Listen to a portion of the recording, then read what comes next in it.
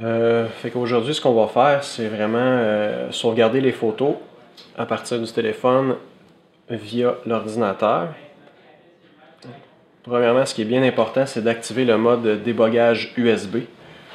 C'est un mode de protection que si vous ne l'activez pas, l'ordinateur n'aura pas accès à la mémoire interne du téléphone. Donc, premièrement, on déverrouille l'appareil. Le mode débogage USB va être dans les paramètres.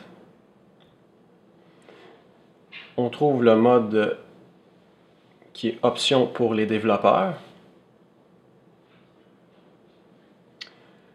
Habituellement, il est à off quand c'est la première fois que vous entrez dedans, donc option pour développeurs, on les active.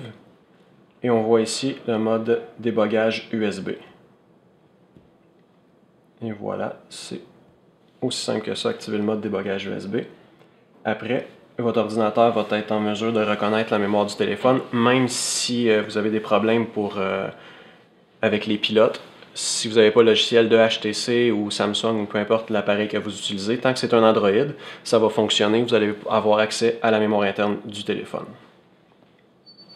Dans les nouvelles versions des Android, pour trouver le mode développeur, pour activer le mode débogage USB, c'est désormais caché. On va aller dans Applications, dans les paramètres. Dans les paramètres, on va dans Général. On sélectionne à propos du périphérique. Lorsqu'on peut sélectionner quelque chose, il est vraiment plus lumineux.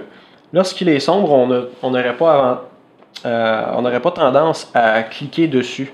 Mais avec les Android, pour activer le mode de développeur, il est caché. Donc, on tape plusieurs fois sur le numéro de version. Le mode développeur est désormais activé.